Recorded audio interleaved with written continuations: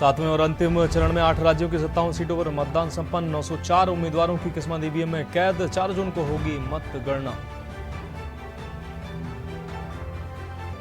प्रधानमंत्री मोदी समेत कई दिग्गजों की किस्मत दांव पर। अभिनेत्री कंगना, टीएमसी नेता अभिषेक बनर्जी, पंजाब के पूर्व मुख्यमंत्री चन्नी भी चुनाव मैदान में। कांग्रेस अध्यक्ष मल्लिकार्जुन खड़गे के आवास में हुई इंडिया गठबंधन की बैठक। एग्जिट पोल डिबेट में शामिल होने का लिया फैसला। केजरीवाल और अखिलेश यादव भी रहे मौजूद। लोकसभा चुनाव के 7वें चरण की वोटिंग के दौरान पश्चिम बंगाल में फिर हुई हिंसा। जयनगर में आपको बता दें, बेनी माधोपुर स्कूल से रिजर्व ईवीएम और पेपरों को भीड़ ने लूटकर तालाब में फेंका। लालटेन वाला गमछा डालकर वोट डालने के फेर में फंस गए लालू यादव। भाजपा ने राजद नेता के खिलाफ चुनाव आयोग में शिकायत की। असम, मणिपुर और मिजोरम में भारी बारिश, बाढ़ और भूस्खलन से मची तबाही। 11 जिलों में 3.5 लाख से अधिक लोग प्रभावित। 29 की गई जान। आप देख रहे हैं के न्यूज, खबरों का सारथी। नमस्कार, देश की बात में आपका स्वागत है। मैं हूं मनोज मानस और अब खबरें विस्तार से। दिल्ली से अहम खबर सामने आ रही, जहां ब्रजभूषण शरण सिंह पर यौन शोषण का मामला राउज एवेन्यू कोर्ट में सुनवाई हुई है। यौन उत्पीड़न मामले में सुनवाई पूरी हुई है। 2 जुलाई तक के लिए सुनवाई स्थगित कर दी गई है। तो दिल्ली से इस वक्त की अहम खबर। बीजेपी नेता ब्रजभूषण शरण सिंह यौन शोषण का यह मामला राउज एवेन्यू कोर्ट में सुनवाई हुई। इस वक्त की अहम खबर, यौन उत्पीड़न मामले में सुनवाई पूरी हुई है। 2 जुलाई तक के लिए सुनवाई स्थगित कर दी गई है।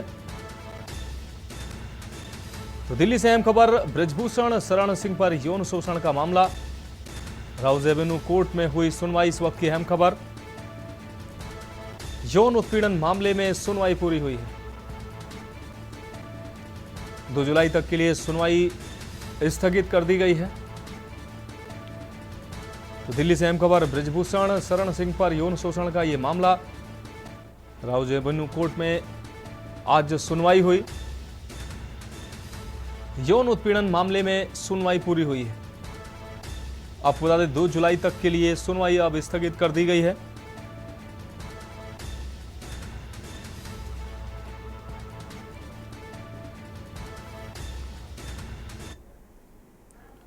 अब रुक करेंगे अगली खबर का। लोकसभा चुनाव 2024 के 7वें और आखिरी चरण का मतदान आज संपन्न हो चुका है। अब इंतजार है 4 जून का। 4 जून को सभी सीटों पर परिणाम आएंगे और साफ हो जाएगा कि किसकी सरकार बनेगी और कौन विपक्ष में बैठेगा। 7वें चरण के लिए पश्चिम बंगाल में दिग्गजों ने अपने मताधिकार का प्रयोग किया।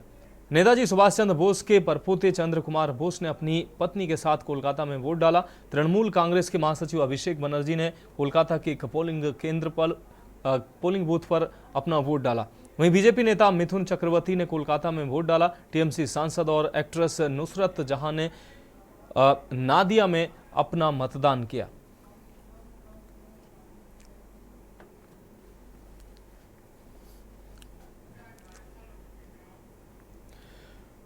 लोकसभा चुनाव 2024 के 7वें चरण का मतदान संपन्न हो चुका है। अब इंतजार है 4 जून का। 4 जून को सभी सीटों पर परिणाम आ जाएंगे और साफ हो जाएगा कि किसकी सरकार बनेगी और कौन विपक्ष में बैठेगा। 7वें चरण के लिए उत्तर प्रदेश में दिग्गजों ने अपने मताधिकार का प्रयोग किया। मुख्यमंत्री योगी आदित्यनाथ ने गोरखपुर में अपना वोट डाला। कांग्रेस के उम्मीदवार अजय राय ने वाराणसी के पोलिंग बूथ पर अपना वोट डाला। यहां से आपको बता दें, एक्टर से नेता बने बीजेपी प्रत्याशी रवि किशन ने यहां अपना वोट डाला। गोरखपुर सीट से सपा की उम्मीदवार काजल निषाद ने भी अपना वोट डाला। वहीं सुहेलदेव समाज पार्टी के अध्यक्ष ओम प्रकाश राजभर ने बलिया में अपना वोट डाला। मिर्जापुर लोकसभा सीट से बीजेपी उम्मीदवार अनुप्रिया पटेल ने अपना मतदान किया।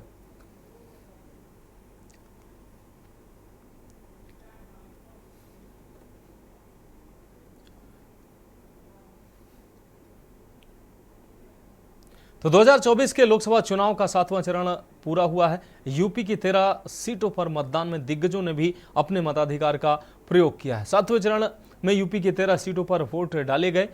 गोरखपुर में सीएम योगी आदित्यनाथ ने भी अपने मताधिकार का इस्तेमाल किया। सीएम योगी ने बीजेपी प्रत्याशी रवि किशन के पक्ष में वोट डाला और जनता से पहले मतदान फिर जलपान की आज अपील की थी। उत्तर प्रदेश के मिर्जापुर से चुनावी मैदान में उतरी अनुप्रिया पटेल ने भी बूथ पर जाकर मतदान किया। वोटिंग के दौरान उन्होंने कहा कि उनकी पार्टी अपना दल मिर्जापुर और सोनभद्र दोनों सीटों पर 100% स्ट्राइक रेट बनाए रखेगी। लोकतंत्र के महापर्व में हिस्सेदारी लेने के लिए वाराणसी में कांग्रेस प्रत्याशी अजय राय मतदान केंद्र पर पहुंचे। बूथ पर जाकर पत्नी के साथ लाइन में खड़े होकर अपनी बारी का इंतजार किया, फिर मतदान करके निकले तो विक्ट्री का साइन दिखाया। गाजीपुर लोकसभा से इंडिया गठबंधन के प्रत्याशी और गाजीपुर के सांसद अफजाल अंसारी ने अपना मतदान doctor MA. Ansari intermediate college में किया। साथ ही उनके बड़े भाई और पूर्व विधायक सियुगतुल्ला अंसारी ने अपना मतदान किया। इस दौरान अफजाल अंसारी की बेटी नुसरत अंसारी भी मतदान केंद्र पहुंची। वहीं सिक्किम के राज्यपाल लक्ष्मण आचार्य ने वाराणसी में वोट डाला, पोलिंग बूथ पर पहुंचकर अपने मताधिकार का इस्तेमाल किया। वहीं हिमाचल प्रदेश के राज्यपाल सूर्य प्रताप शुक्ला ने पोलिंग बूथ पर पहुंचकर अपने मताधिकार का इस्तेमाल किया।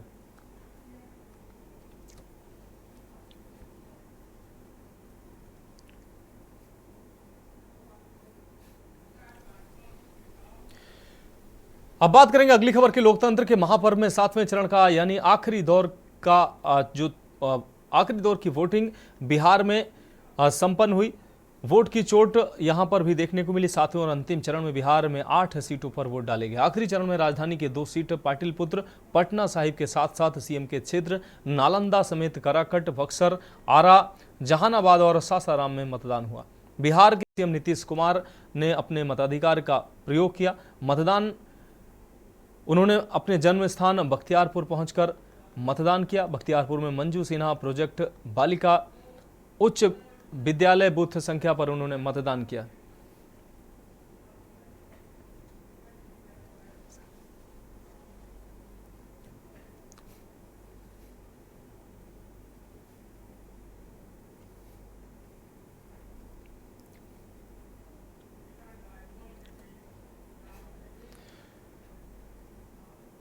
अब रुक करेंगे अगली खबर का। रोहतक से अगली खबर है, जहां मुख्यमंत्री नायब सैनी का बड़ा बयान सामने आया है। चुनाव में भीतरघात करने वालों की जाएगी रिपोर्ट।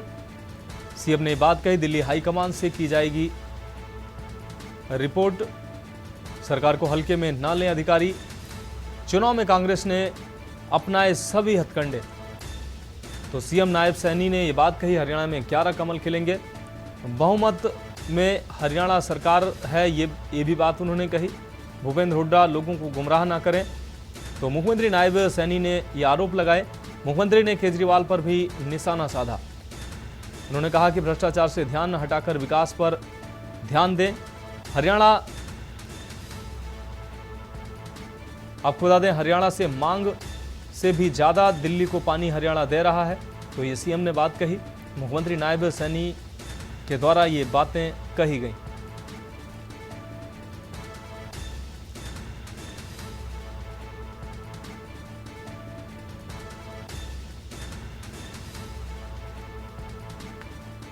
तो चुनाव में भीतरघात करने वालों की रिपोर्ट जाएगी। मुख्यमंत्री नायब सैनी ने यह बात कही, दिल्ली हाई कमान से रिपोर्ट की जाएगी भीतरघात करने वालों की। सरकार को हल्के में अधिकारी ना लें, सीएम ने यह बात कही।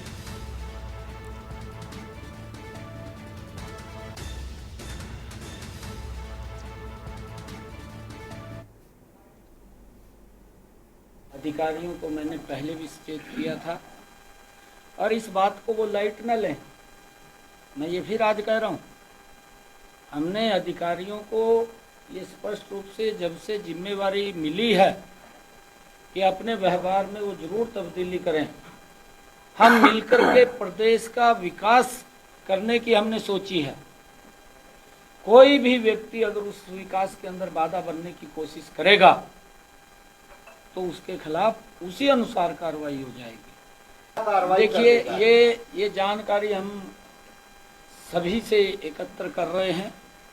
मैंने कहा है कि कल हमने माननीय जिलाध्यक्षों को भी बुलाया था, प्रदेश के पदाधिकारी और मोर्चों के माननीय अध्यक्षों को भी हमने बुलाया था।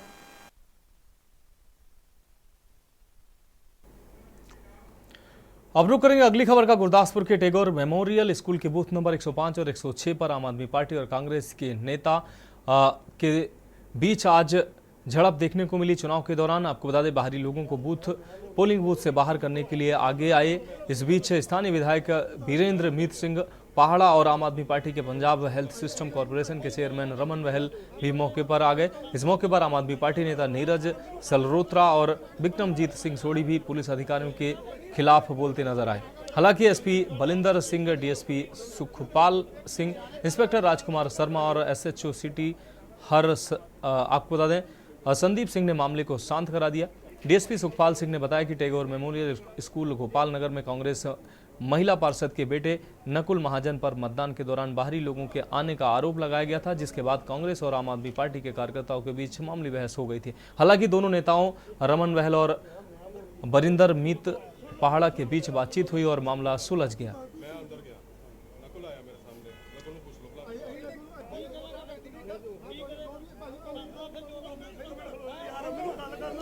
ਗੋਪਾਲ ਨਗਰ ਦੇ ਵਿੱਚ ਜਿਹੜਾ 25 ਨੰਬਰ ਬੂਥ ਸੀ, ਅੱਜ ਇੱਥੇ ਇੱਕ ਸਾਨੂੰ ਟੈਲੀਫੋਨ ਆਇਆ ਵੀ ਇੱਥੇ ਕੋਈ ਲੜਾਈ ਝਗੜਾ ਹੋਣ ਲੱਗਾ, ਜਿਹਦੇ ਤੁਰੰਤ ਅਸੀਂ ਵੀ ਇੱਥੇ ਪਹੁੰਚ ਗਏ।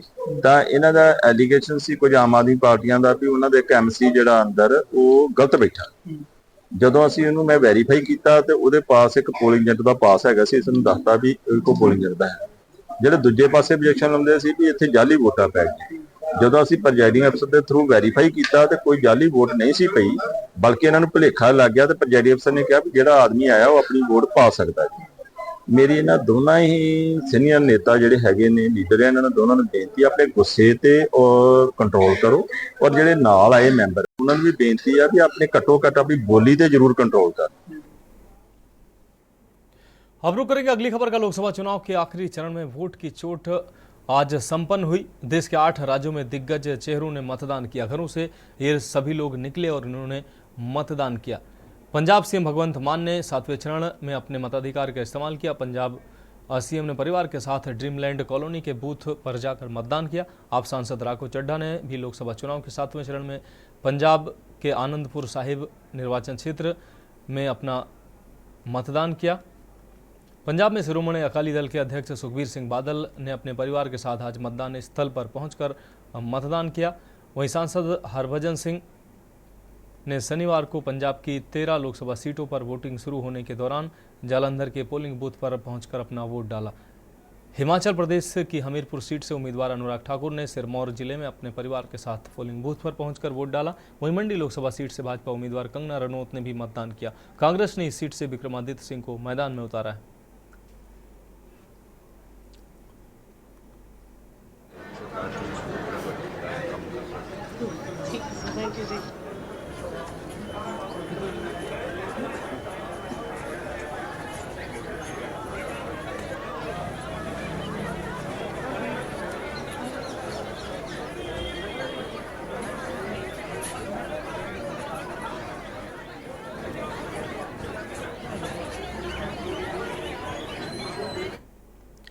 अगली खबर उत्तर प्रदेश के संत कबीर नगर से है, जहां मासूम से युवक ने दरिंदगी की है। 6 माह की मासूम बच्ची के साथ दरिंदगी की गई है। दुष्कर्म कर मौके से आरोपी फरार हुआ है। पुलिस कर्मियों संग एसपी ने घटना का निरीक्षण किया है। पुलिस ने बच्ची का मेडिकल करवाकर आगे की कार्रवाई पुलिस ने शुरू की। कई लोगों को हिरासत में लेकर पुलिस ने पूछताछ भी किया है। अभियुक्त की गिरफ्तारी के लिए एसपी ने 4 टीमें गठित की हैं। दुधारा थाना क्षेत्र के एक गाँव का ये पूरा मामला है। तो पुलिस ने बच्ची का मेडिकल करवाकर आगे की कार्रवाई शुरू कर दी है। कई लोगों को हिरासत में लेकर पूछताछ जारी है। वहीं मुख्य अभियुक्त की गिरफ्तारी के लिए 4 टीमें एसपी के द्वारा गठित की गई हैं। दुधारा थाना क्षेत्र के एक गांव का ये पूरा मामला है।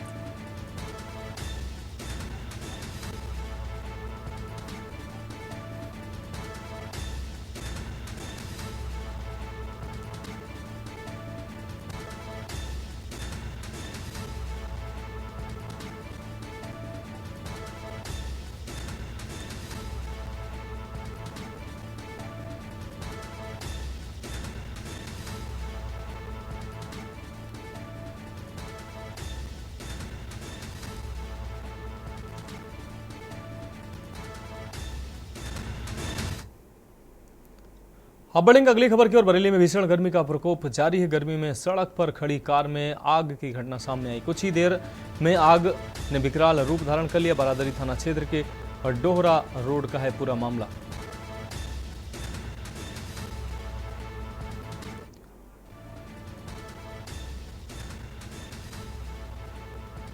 तो भीषण गर्मी में आग की घटनाएं लगातार सामने आ रही हैं। चलती कार आग का गोला बनी है। आपको बता दें, सड़क पर खड़ी थी ये कार। इस दौरान अचानक कार में आग की घटना सामने आई। कुछ ही देर में आग ने विकराल रूप धारण कर लिया। बारादरी थाना क्षेत्र के डोहरा रोड का ये मामला है। तो बरेली में भीषण गर्मी का प्रकोप लगातार जारी है। सड़क पर खड़ी कार आग का गोला बन गई।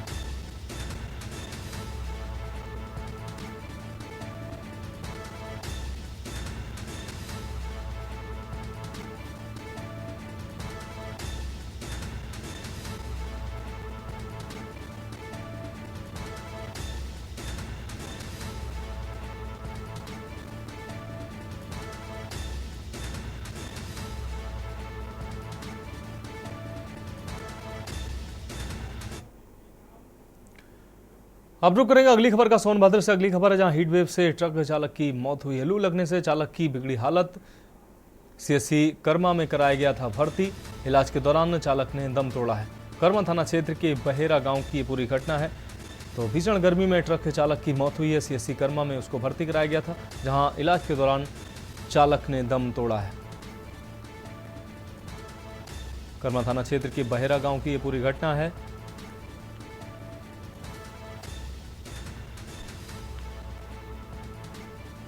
तो हीट वेव से ट्रक चालक की मौत हुई है। लू लगने से चालक की हालत बिगड़ी थी और हालत बिगड़ने पर सीएससी कर्मा में भर्ती कराया गया था युवक को। तो हीट वेव से ट्रक चालक की सोनभद्र में मौत हुई है। यह अहम खबर आपको दिखा रहे हैं। लू लगने से चालक की बिगड़ी थी हालत।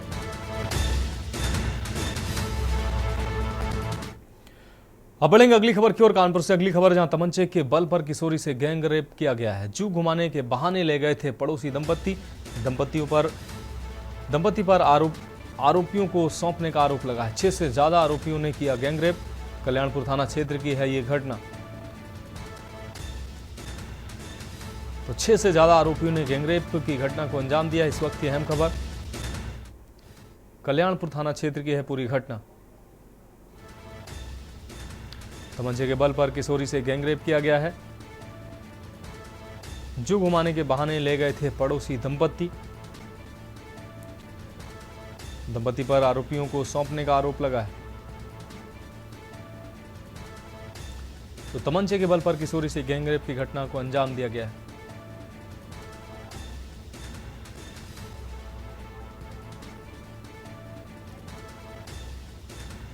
तो कानपुर से अहम खबर, 6 से ज्यादा आरोपियों ने किशोरी के साथ गैंग रेप किया है। कल्याणपुर थाना क्षेत्र की ये पूरी घटना बताई जा रही है।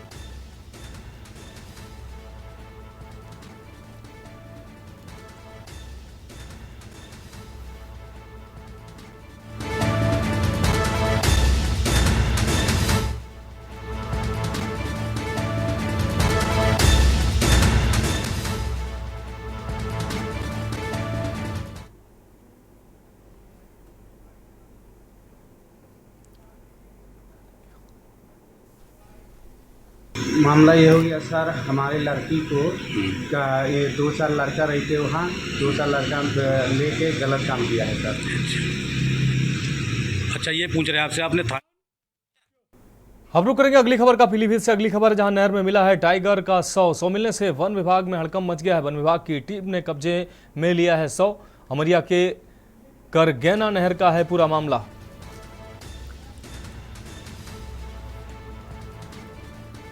तो वन विभाग की टीम ने 100 को कब्जे में लिया है। इस वक्त की अहम खबर, अमरिया के करगैना नहर का यह पूरा मामला है।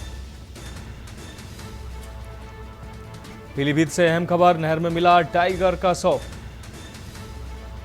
मिलने से वन विभाग में हड़कंप मच गया है।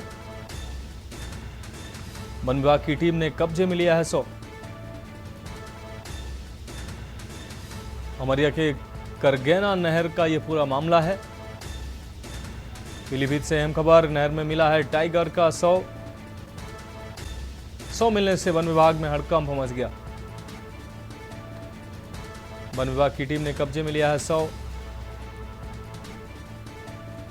अमरिया के करगेना नहर का ये पूरा मामला है। इस वक्त की अहम खबर।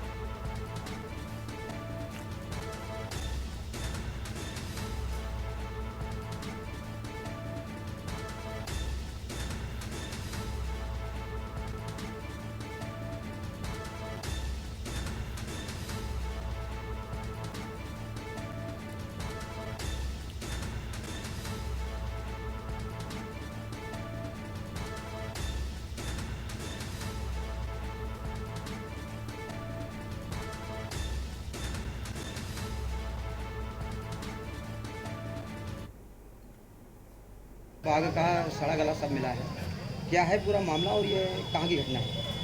देखिए, सूचना मिली थी कि हमारे क्षेत्र में एक नहर में लिंक नहर में एक बॉडी मिली जो संभवतः टाइगर की लग रही है। उस सूचना पे स्टाफ भी आया था, हम स्वयं मौके पर आए थे। तो एक बॉडी मिली है जो लग रहा है टाइगर की है, ठीक है। बाकी तो जांच का विषय है कि इसका पोस्टमार्टम होगा तो चीज़ें ज़्यादा क्लियर हो पाएंगी। सर ये कहाँ की घटना है? ये हमारे क्षेत्र में है।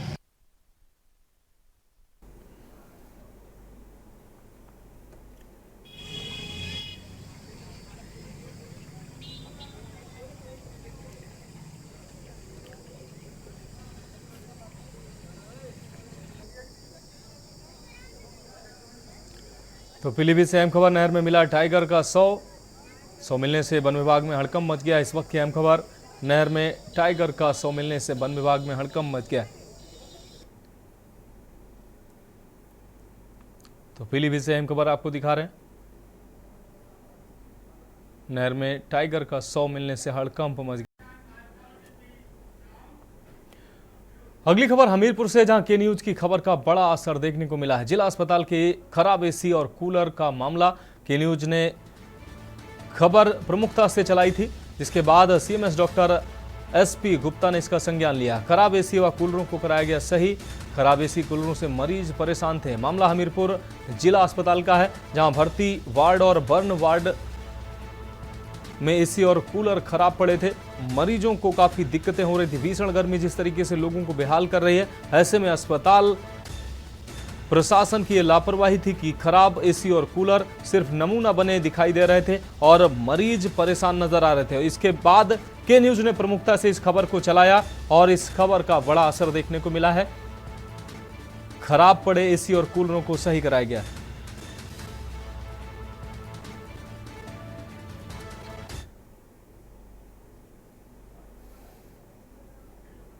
अब रुक करेंगे अगली खबर का। राजधानी लखनऊ में नाच बसंती नाच पिक्चर का ट्रेलर और गानों को लॉन्च किया गया। पिक्चर का ट्रेलर राजधानी लखनऊ के लुलु मॉल के पीवीआर में लॉन्च किया गया है। ट्रेलर लॉन्चिंग के दौरान डायरेक्टर और अभिनेता दिलीप आर्य, लेखक मुकेश कुमार, पिक्चर में विलन का रोल निभा रहे उत्तर प्रदेश के रहने वाले गौरव कुमार सहित पूरी टीम मौजूद रही। नाच बसंती नाच मूवी डायरेक्टर दिलीप आर्य द्वारा बनाई गई है। दिलीप आर्य ने इससे पहले बिहड़ का बागी, साहिद जैसी कई मूवी बनाई है। हमारे संवाददाता भरत सेठी ने डायरेक्टर और अभिनेता दिलीप आर्य से बातचीत की। अभिनेता दिलीप आर्य ने बताया कि नाच बसंती नाच मूवी 14 जून को रिलीज हो रही है। दिलीप आर्य ने बताया कि गांव की लोक कला विलुप्त होती जा रही है, उसको बरकरार रखने की पिक्चर के माध्यम से हमने कोशिश की है। हमने एक छोटी सी कहानी बनाई जो अपनी परंपरा को दिखाती है। वहीं हमारे संवाददाता भरत सेठी ने पिक्चर में विलन का रोल कर रहे गौरव कुमार से भी बातचीत की। उन्होंने बताया कि पिक्चर के माध्यम से हमने गाँव में विलुप्त हो चुकी लोक कला को दिखाने का प्रयास किया है। साथ ही उन्होंने उत्तर प्रदेश के मुख्यमंत्री योगी आदित्यनाथ का शुक्रिया अदा करते हुए कहा कि उत्तर प्रदेश के मुख्यमंत्री योगी आदित्यनाथ का मैं धन्यवाद करता हूं कि उन्होंने उत्तर प्रदेश में फिल्म सिटी बनाई है, जिसमें अब मुंबई या कहीं और जाने की जरूरत नहीं पड़ रही है। कम पैसों में अच्छी पिक्चर उत्तर प्रदेश में भी बनकर तैयार हो रही है। गौरव कुमार ने बताया कि इस पिक्चर का कॉन्सेप्ट बिल्कुल अलग है, हर आदमी से जुड़ा हुआ है और इस पिक्चर को परिवार के साथ बैठकर देखा जा सकता है।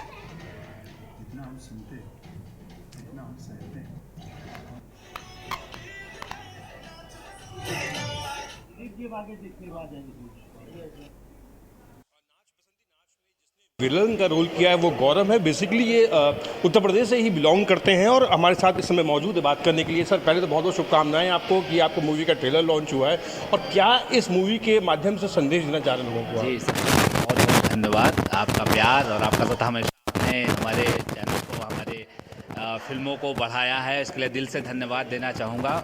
और रही बात फिल्म में, एक बहुत ही अच्छा सा संदेश है फिल्म फिल्म में संदेश की बात ये करें, जो हम लोग के गांव पुरानी चलता था लौंडा डांस, तो उसके ऊपर उसके जो लौंडा डांस जो लड़का लड़की बन के डांस करता था, उसके जीवन की कहानी है ये। वो कहानी बड़ी डिफरेंट, उसके जीवन में क्या क्या डिफरेंट आता है, क्या क्या उसके कठिनाई झेलना पड़ता है उसको, वो सब चीज़ दिखाया गया है इसमें।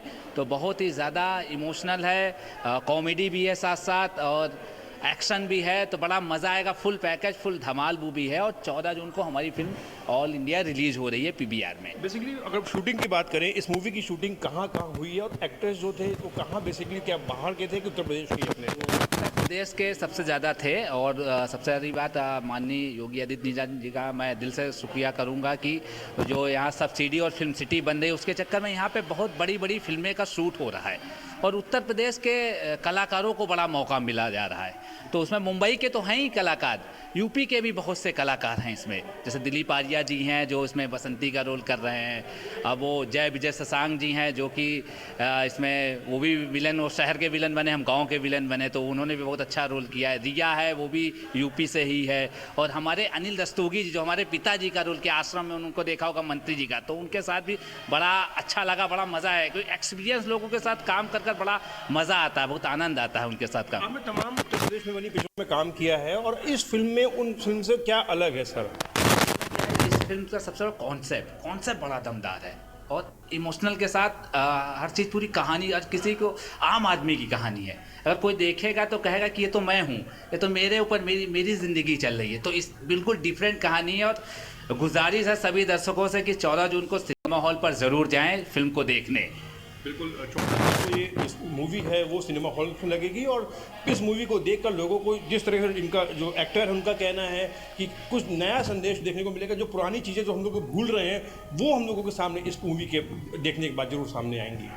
भरत से DK न्यूज़ इंडिया, लखनऊ। राजधानी लखनऊ में आज नाच बसंती नाच का ट्रेलर लॉन्च हुआ है। हमारे साथ बात करने के लिए फिल्म के डायरेक्टर भी हैं और कलाकार भी हैं। सर पहले तो बहुत बहुत शुभकामनाएं सर, आपको इसका ट्रेलर लॉन्च हुआ है, क्या कहेंगे इस फिल्म के बारे में? आप कैसी फिल्म है ये और लोग कैसे, क्या इसमें खास जो लोग देखने पहुँचे? जो कला विलुप्त होती रही है उसको बचाए रखी है हमारी जगह। जब से इंटरनेट और टेलीविज़न और सब मीडिया आया तो ये फोक आर्ट लोक कला ख़त्म हो गई थी। तो मेरे को कहानी, एक छोटी सी हल्की कहानी कहते हैं जो अपनी परंपरा को दिखाती है और उसको दर्शाती है। शूट हुई है ये मूवी, कितना समय लगा इस मूवी को बनाने में? फिल्म शूट हुई है, फतेहपुर जनपद है कानपुर के बगल में, वहाँ शूट हुई है। बनाने में करीब शूटिंग हुई है 30-35 दिन में, 35 दिन 32 दिन में, और इसको पोस्ट प्रोडक्शन और सब यहाँ तक आने में 2 साल लगे। हमने देखा ट्रेलर में पुरानी चीज़ों को एकदम आपने सामने दिखाया और यूपी की जो जुड़ी हुई चीज़ें उसको आपने सामने लेके आए। कलाकार की बात करें और जो एक्टर्स हैं वो कहाँ से हैं? और यूपी के ही हैं सब, और अपने लखनऊ के आसपास के हैं, कानपुर के हैं, फतेहपुर के लोकल कलाकारों को बहुत मौका दिया हमने इस फिल्म में। सर बेसिकली गया कि ट्रेलर में आपके इस तरीके से विलन का रोल किया गया है। इसमें गौरव है जो कलाकार, और दूसरे जो विलन है जो अब शादी करने जिससे प्यार करते हैं, आप क्या है इसमें, क्या इंटरेस्ट क्या है? शादी यही तो सीक्रेट है, ये आपको फिल्म में देखने को मिलेगा। एक बात का वादा करता हूँ, सारे कलाकारों ने इसमें इतना उम्दा काम किया है, बिल्कुल सहज, बिल्कुल नेचुरल लगे हैं। 100% परफॉर्मेंस है सबकी, आप देखेंगे तो मजा आएगा। अच्छा, कब रिलीज हो रही है मूवी? 14 जून 2024। हाँ 2024 14 जून, यही आज से 10 दिन बाद, 12 दिन बाद, 13 दिन बाद 14 जून को रिलीज। बहुत बहुत शुभकामनाएं सर अभी मूवी को लेकर। बहुत बहुत धन्यवाद। ये हमारे साथ कलाकार भी हैं, डायरेक्टर भी दिलीप जी, और फिलहाल जो दर्शक हैं ये मूवी को PVR मॉल्स में देखने के लिए 14 जून को जरूर पहुँचे और निश्चित तौर पर कुछ नई चीज़ें इस मूवी के माध्यम से दर्शाई गई हैं जो लोगों को पसंद भी आने वाली हैं। भरत से DK न्यूज़ इंडिया, लखनऊ। का सारथी। ब्रेक के बाद देश की बात में एक बार फिर से आपका स्वागत है। अब रुक करते हैं अगली खबर का। कानपुर में भीषण गर्मी और हीट वेव के कहर से शहर में लगातार मौतों का सिलसिला जारी है। देखा जाए तो पिछले 24 से 48 घंटों में लगभग 15 मौतें हो चुकी हैं, जिसमें कुछ 100 लावारिस भी जिसमें बताए जा रहे हैं। लेकिन बात की जाए अगर जिला प्रशासन की, तो प्रशासन ने गर्मी से मौत होने के आंकड़ों को भी जारी नहीं किया है। प्रशासन की माने तो हीट स्ट्रोक और फ्लू से कानपुर शहर में अभी तक एक भी मौत नहीं हुई है, बल्कि प्रशासन जनता को गर्मी से बचने के लिए लगातार जागरूकता और लाभकारी योजनाएं चला रहा है। प्रशासन द्वारा लगातार आंकड़े छुपाने के राज को खुद पोस्टमार्टम हाउस में मौजूद सौंग को देखकर अंदाजा लगाया जा सकता है। पोस्टमार्टम हाउस की स्थिति क्या है कि नए आपको बता दें, सौंग को रखने के लिए ना ही जगह है और ना ही कोई व्यवस्था है। सौंग की रोजाना संख्या बढ़ती जा रही है, जिसके कारण समय पर पोस्टमार्टम भी नहीं हो पा रहे हैं। ये रिपोर्ट देखिए।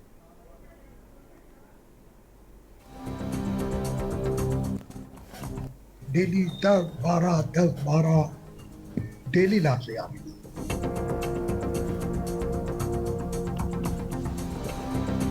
इस पूरे मामले में लावारिस सौंग का अंतिम संस्कार कराने वाले एक सामाजिक संस्था के पदाधिकारी धनीराम पैंथर ने बताया कि कानपुर में करीब एक सप्ताह से प्रतिदिन 10 से 1200 पोस्टमार्टम हाउस में आ रहे हैं और पोस्टमार्टम भी होने में कई समस्याएं हो रही हैं। ऐसे में जो पोस्टमार्टम के कर्मचारी हैं, उनके लिए भी व्यवस्थाएं न होने के कारण काफी दिक्कतों का सामना करना पड़ रहा है। यहाँ पर करीब एक सप्ताह से डेली 10-12 डेली लाशें आ रही। भीषण गर्मी की वजह से लोग मर रहे और बड़ी संख्या में पोस्टमार्टम नहीं हो पा रहा है। वहां पर एसी ना होने की वजह से, कूलर और पंखा न होने की वजह से, वहां पर तमाम से सुख सुविधा न होने की वजह से वहीं पर लोग बदहोश हुए जा रहे हैं। पुलिस कमिश्नरेट के एडिशनल सीपी हरीश चंद्र ने बताया कि इस समय भीषण गर्मी में पुलिस को 100 मिल रहे हैं, जिनका नियमानुसार जो कार्रवाई होती है वो की जा रही है। जो लावारिस 100 हैं उनका पोस्टमार्टम कराया जा रहा है। इसके साथ ही पुलिस के जो कार्य हैं वो पूरे किए जा रहे हैं। ये देखिए, कानपुर में जो है वो चूंकि आप भी जान रहे होंगे, इस समय व्यापक भीषण गर्मी पड़ रही है और अन्य कारण भी होते हैं। और जो हमारी प्रक्रिया है वो कोई भी अगर शव मिलता है तो हम लोग उसको जो है वो पोस्टमार्टम जरूर कराते हैं। पोस्टमार्टम कराने के बाद जो है वो परिजनों को सौंपा जाता है। कई बार जो है वो आइडेंटिफिकेशन नहीं हो पाता है, उसमें 72 घंटे तक उसको रखने का प्रावधान हो ताकि जो है वो आइडेंटिफिकेशन हो सके। और यदि तब भी कोई नहीं मिलता है तो फिर आइडेंटिफिकेशन ना होने की दशा में करा करके और जो नियमानुसार प्रोसेस है उसको फॉलो किया जाता है। तो उसी प्रक्रिया के तहत जो पोस्टमार्टम रिपोर्ट आती है उसके बेसिस पे हम उसमें आगे कार्रवाई करते हैं। यदि उसमें कोई अपराध बनता है तो उस पर अभियोग पंजीकृत किया जाता है और यदि अपराध नहीं बनता है तो उसमें नियमानुसार जो कार्रवाई है पंचायतनामे की जांच करके उसको क्लोज कर दिया जाता है। हद तो तब हो गई जब न सिर्फ प्रशासन के द्वारा आंकड़े छुपाए गए बल्कि घंटों बाइट के लिए मीडिया को इंतजार कराया गया। सौंग के मामलों और गर्मी पर बात करने के लिए के न्यूज संवाददाता सारिका गुप्ता ने अपर जिला अधिकारी राजेश कुमार से बातचीत की, जिस पर उन्होंने सिर्फ व्यवस्थाओं का बखान किया और मौत के आंकड़ों की पुष्टि न करते हुए साफ इनकार कर दिया कि कानपुर शहर में कोई भी हीट स्ट्रोक और लू से मौत नहीं हुई है। गर्मी का प्रकोप चरम पर है। ऐसे में गर्मी से ग्रसित होकर जो मौत के आंकड़े हैं वो भी साफ नहीं आ रहे हैं। लगातार प्रशासन से प्रयास करा जा रहा है कि जो आंकड़े हैं उनको सामने लाया जाए। इसी कड़ी में आज हम पहुंच गए हैं अपर जिला अधिकारी राजेश कुमार जी के पास और उनसे बातचीत कर लेते हैं।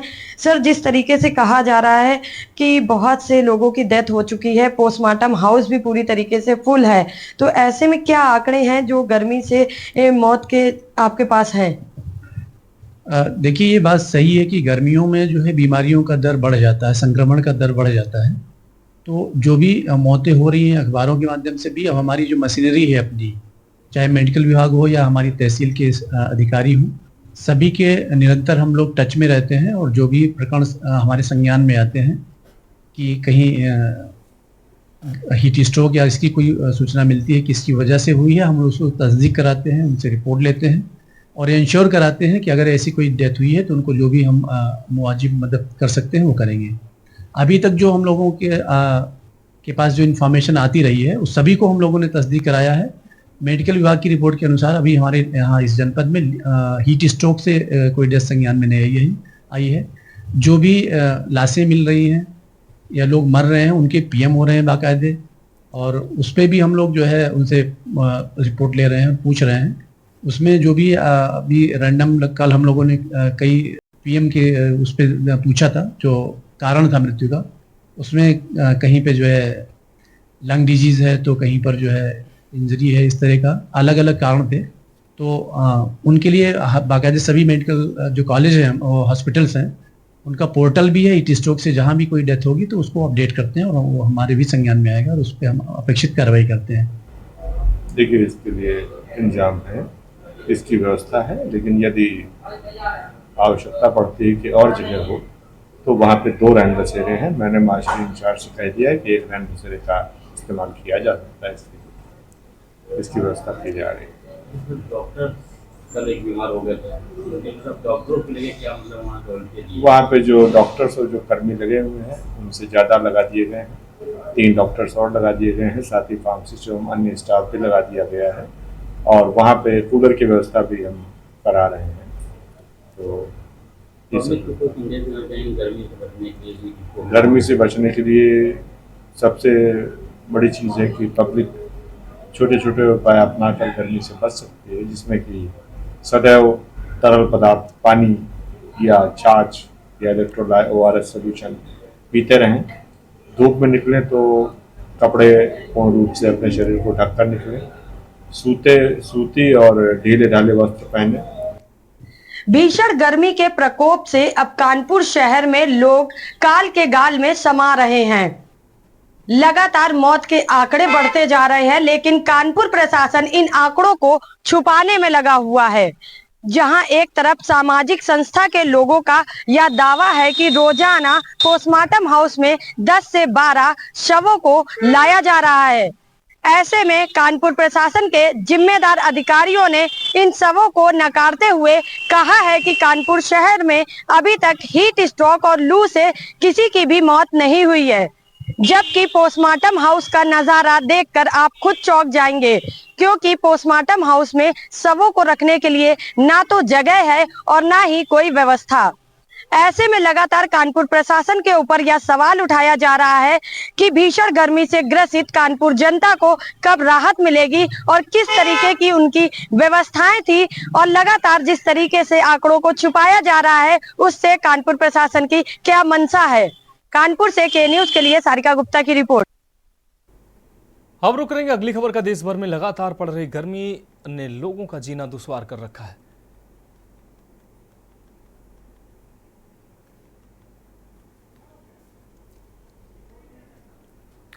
गर्मी के चलते लोगों की जहां तहां मौत की खबरें भी सामने आ रही हैं। एक तरफ लोगों को हीट वेव के चलते जान लोगों की जा रही, वहीं दूसरी ओर गर्मी के चलते कई बीमारियों से भी लोगों का दम निकल रहा है। हालात इतने ज़्यादा बुरे हो गए हैं कि काशी के मणिकर्णिका घाट पर अंतिम संस्कार के लिए लोगों को घंटों इंतजार करना पड़ रहा है। कई जगहों पर तो स्थिति ऐसी है कि अब लकड़ियां भी अंतिम संस्कार के लिए कम पड़ गई हैं।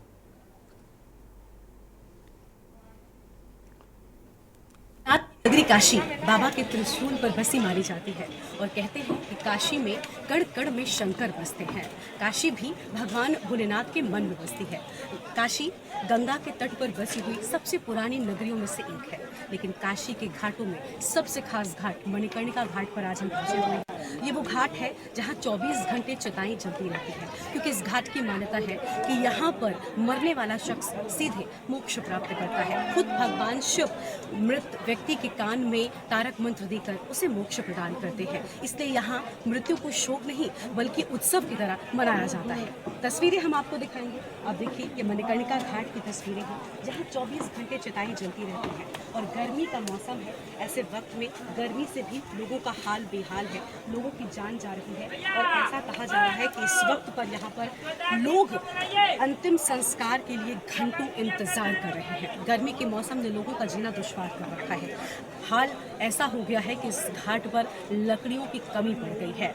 लोग यहाँ पर पहुँचते जा रहे हैं। जो अंतिम संस्कार के लिए पार्थिव शरीर है परिजन लेकर आ रहे हैं, लेकिन 4 से 5 घंटे का लंबा इंतजार भी उनको अंतिम संस्कार के लिए करना पड़ रहा है। लेकिन ये घाट भी पूरे काशी में सबसे खास घाट है। इस घाट को शमशान घाट, महाशमशान कहा जाता है और यही वो घाट है जो गंगा के तट पर बसा है, जिसका एक पौराणिक इतिहास भी है। और इसके साथ साथ ऐसी मान्यता भी है कि जिस व्यक्ति का अंतिम संस्कार इस घाट पर होता है, इस धरा पर होता है, उसे मोक्ष जरूर मिलता है। हम आपको कुछ दुकानदारों से भी मिलाएंगे और उनसे जानेंगे कि आखिर वर्तमान में क्या हालात हैं और यहाँ पर लोगों को अंतिम संस्कार के लिए कितना इंतजार करना पड़ रहा है। घाटों के किनारे बसी काशी का विशेष महत्व माना जाता है और काशी का मणिकर्णिका घाट, जहां मृत्यु शोक की तरह नहीं बल्कि उत्सव की तरह मनाई जाती है। यहाँ 24 घंटे चिताएं जलती रहती हैं और इन्हीं चिताओं की रात से होता है भगवान भोले का श्रृंगार। यहाँ मृत्यु को उत्सव की तरह मनाया जाता है।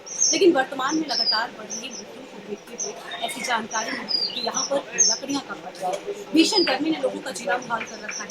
इस गर्मी में हीट वेव से या फिर अलग अलग बीमारियों से लोगों की जान जा रही है। हम मणिकर्णिका घाट पर ही मौजूद हैं। हमारे साथ में एक दुकानदार है, हम उनसे जानेंगे कि वर्तमान में हालात कैसे हैं। क्या नाम है आपका? विष्णु जी, ये बताइए, अभी बताया जा रहा है कि गर्मी के चलते बहुत सारे लोगों की जान जा रही है, तो क्या बहुत ज़्यादा लोग बॉडी इस्तेमाल आ रही है? बॉडी थोड़ा ज़्यादा आ रही है, लेकिन इस समय नॉर्मल बॉडी आना है। इस समय ये मौसम रहता है बॉडी। अच्छा, ये बताइए, इतनी गर्मी पड़ती है, गर्मी में भी बहुत सारी बीमारियां होती हैं जिससे लोगों की जान जाती है। क्या लकड़ी की भी कमी पड़ती है? क्या इतना ज़्यादा मतलब लकड़ी की कमी नहीं है, लकड़ी जैसे चारों तरफ है, लकड़ी बहुत है, लेकिन लकड़ी के रहने से कोई मतलब नहीं है। आदमी नहीं है, लेबर मजूरा नहीं है। लेबर मजूरा 2-4, एक आदमी के पास 2-4 लेबर मजूरा है। 24 घंटा काम कर रहा है। गर्मी के चलते लोग नहीं आ रहे। लोग नहीं आ रहे। ठीक है, देखिए, गर्मी के चलते यहाँ पर लोगों का जीना मुहाल हो गया है और लोग यहाँ पर ज़्यादा नहीं पहुँच पा रहे हैं क्योंकि भीषण गर्मी ने लोगों का जीना मुश्किल कर रखा है। कैमरामैन विकी के साथ मैं गरिमा वाजपेयी, काशी। आप रुक करेंगे अगली खबर का। मौसम की मार ने अब तो सितंबर पाना शुरू कर दिया। इस भीषण गर्मी में काशी के महाशमशान कहे जाने वाले मणिकर्णिका घाट पर शवों की कतार लगी रही। हालात ये हो गए हैं कि गलियों में लोग शवों को रखकर अपना नंबर आने का लंबा इंतजार कर रहे हैं। सामान्य दिनों की तुलना में 3 गुना यानी 400 से अधिक शव पहुंच रहे हैं। वहीं डोम राजा के पोते का कहना है कि सामान्य दिनों के अलावा इस समय शव अधिक आ रहे हैं, जिससे घाटों पर शवों को जलाने की जगह कम हो गई है। साथ ही उन्होंने यह भी बताया कि यहाँ पर 24 घंटे लाशें जलाई जाती हैं, जो कि काफी समय से चला आ रहा है।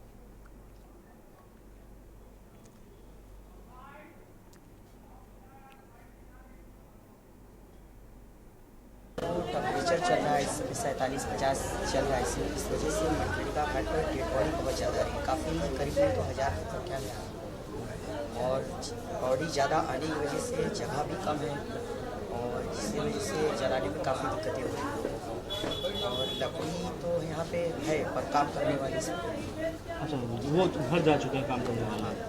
घर नहीं आए, नहीं, काम करते करते लोगों की तबीयत खराब हो जा रही है। इससे इतना ज़्यादा मतलब गर्म की वजह से तबीयत खराब हुई, लोग हॉस्पिटल में पड़े हुए हैं, कुछ लोग जो काम करने वाले हैं। अच्छा, काम करने वाले भी हॉस्पिटल में पड़े हैं? भाई तबीयत खराब है, कुछ लोग घर पड़े हैं तो हॉस्पिटल में अपना इलाज करवा रहे हैं। तापमान लगातार बढ़ता चला जा रहा है, जिसकी वजह से हीट वेव बड़ी समस्या बनती चली जा रही है। हालांकि इस वक्त हम मल्लिकार्जुन घाट पे खड़े हुए हैं और यहाँ घाट का हम नज़ारा दिखाएंगे कि किस तरीके से यहाँ पर लाशों का जो ढेर है वो पूरी तरीके से यहाँ पर देखने को मिल सकता है। यहाँ पर अगर बात करें तो पिछले 2 दिनों में की तुलना में अगर बात करें लगभग 400 से ज़्यादा शव जो है यहाँ पर जो है अब तक आ चुके हैं, क्योंकि जिस तरीके से मणिका घाट है ये और यहाँ की गलियों में भी जाम की जैसी समस्या जो है वो भी बनी रहती है। अच्छा, क्या हीट वेव की वजह से लोग ज़्यादा आ रहे हैं? क्या है, कितनी संख्या लगातार बढ़? मौसम की वजह से 2 दिन बहुत ज़्यादा बॉडियाँ थी, आज तो थोड़ा कम है। 2 दिन थी बहुत ज़्यादा, इसके लिए ज़्यादा दिक्कत हो रहा था। आज तो थोड़ा कम है। ये अभी तक कितनी संख्या हो चुकी होगी? काउंटिंग तो हम लोग करते नहीं है, ये हमको पता है, और इससे भीड़ काफ़ी थी। आपका क्या नाम? ऋषिकेश चौधरी। राजा की कौन? अब इनके पोते। तो ये जो संख्या बढ़ रही है, ये कोई वजह पता चल पा रही है कि कैसे किसी की डेथ हुई, कैसे किसी की? अब ये तो कोई यहाँ जान नहीं पाता है, न कि कोई बताता है। पर क्या है कि मौसम की वजह से हम लोग को ज़्यादा आता है कि मौसम की वजह से है थोड़ा गर्मी, तापमान तेज। जी, इसी वजह से मौतें हो रही हैं। अब हम लोगों की नज़र में तो यही है, अब आगे क्या हो रहा है किसी को वो तो हम तो जानकारी रखेंगे नहीं, हमारा काम जो है वो नहीं देखेंगे। घाट के बारे में कुछ जानकारी दीजिए, मुझे बताइए ये कितने साल पुराना घाट है और हम लोग के बहुत साल पुराना, हम लोग पैदा नहीं होते, अनादिकाल से चला आ रहा है, उसका कोई अंदाज़ा नहीं है। घाट तो बहुत पुराना है, 24 घंटे यहाँ बॉडियाँ जलती हैं, यहाँ नॉन स्टॉप नहीं होता है कभी। राशि अब तक यहाँ पहुँच चुकी हैं, लेकिन फिलहाल जो डोम राजा की जो परिजन थे उनका साथ कहना था कि इसका अंदाज़ा लगा पाना मुश्किल है कि कितनी आई हैं, काउंटिंग नहीं करते हैं, लेकिन जो एक अंदाज़ा, जो एक अनुमान जो लगाया जा सकता है वो लगभग जो है 400 से अधिक जो है लाशें अब तक यहाँ पे जल चुकी हैं। तो कहीं ना कहीं ये हीट वेव की वजह से एक बड़ा कारण जो है वो बनता नज़र आ रहा है। तो यानी कि तापमान जिस तरीके से बढ़ता चला जा रहा है, लोगों की गर्मी जो है दिमाग में चढ़ रही है, कहीं ना कहीं जिसकी वजह से जो है लोगों की मौतें हो रही हैं। कैमरामैन अदित तिवारी के साथ मैं संदीप मिश्रा, बनारस। देश की बात में अब रुक करते हैं अगली अहम खबर का। अगली खबर उत्तर प्रदेश के बहराइच से है, जहां पुलिस अधीक्षक वृंदा शुक्ला द्वारा अपराध एवं अपराधियों के विरुद्ध चलाए जा रहे अभियान के क्रम में क्षेत्राधिकारी कैसरगंज रूपेंद्र गौड़ के नेतृत्व में गठित थाना फखरपुर पुलिस टीम द्वारा कड़ी मेहनत के बाद थाना कोतवाली कैसरगंज कोतवाली नगर क्षेत्र में चोरी हुई 4 मोटरसाइकिल सहित 2 अभियुक्त गिरफ्तार किए गए हैं। गिरफ्तार किए गए दोनों अभियुक्त फखरपुर थाना क्षेत्र के ही रहने वाले हैं।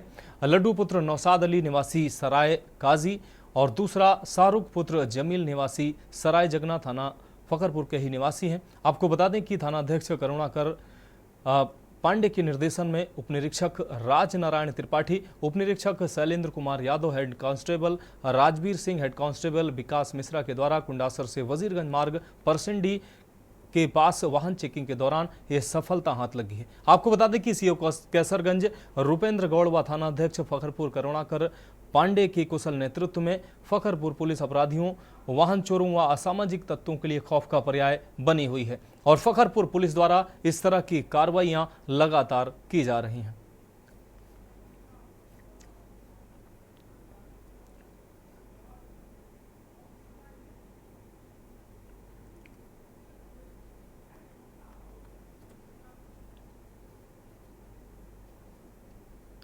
तो चोरी की 4 बाइकों के साथ 2 अभियुक्त गिरफ्तार हुए हैं। फखरपुर थाना पुलिस को यह बड़ी कामयाबी हाथ लगी है। आपको बता दें, वाहन चोरी गैंग का पुलिस ने पर्दाफाश किया है। चोरी की 4 बाइकों सहित 2 अभियुक्त गिरफ्तार किए गए हैं। थानाध्यक्ष करुणाकर पांडे के कुशल नेतृत्व में पुलिस को यह बड़ी सफलता हाथ लगी है। अब रुक करेंगे अगली खबर का। कानपुर की क्राइम ब्रांच पुलिस ने एक ऐसे गिरोह का भंडाफोड़ किया है जो कि मल्टी लेवल मार्केटिंग के तहत क्रिप्टो करेंसी के नाम पर लोगों को अधिक लाभ दिलाने के मकसद से उनको अपने हाथ जोड़कर उनके साथ मोटी रकम की ठगी करते थे। इस बुरे गैंग द्वारा लोगों को कैसे जाल में फंसाकर लोगों के साथ कैसे साइबर फ्रॉड किया जाता था, इस संबंध में पूरी घटना का खुलासा करते हुए डीसीपी क्राइम आशीष श्रीवास्तव ने बताया कि WNTRO वेबसाइट के माध्यम से राजेश कुमार सिंह, चंद्रभान सिंह, विपिन सिंह, उनके सहयोगी 2 युवती वर्षा और सृष्टि पैसा आपको बता दें इन्वेस्टमेंट करने के नाम पर अपने ग्राहक को अधिक लालच देते थे और फिर उनके साथ मोटी रकम की चपत लगाते थे। डीसीपी ने बताया कि ये अपनी वेबसाइट में फेक न्यूज बनाकर वीडियो भी अपलोड करते थे ताकि उनके ग्राहकों को पूरा विश्वास हो जाए कि क्रिप्टो करेंसी में पैसे लगाने से उनको लाभ होगा। इन सभी के पास से पुलिस ने 4 लैपटॉप, 1 आईपैड, 12 मोबाइल फोन, 4 सोने की चेन, 7 सोने की अंगूठी और 2 चांदी की अंगूठी, 40,000 कैश, 26 डेबिट व credit card, 1 Mahindra Thar, 1 Maruti Suzuki Dzire, 1 Hyundai car बरामद की है और इन सभी के खातों को सीज कर दिया गया है। डीसीपी ने बताया कि पकड़े गए सभी आरोपी कानपुर नगर के ही रहने वाले हैं जो कि अभी तक 500 लोगों के साथ करोड़ों रुपए की ठगी कर चुके हैं।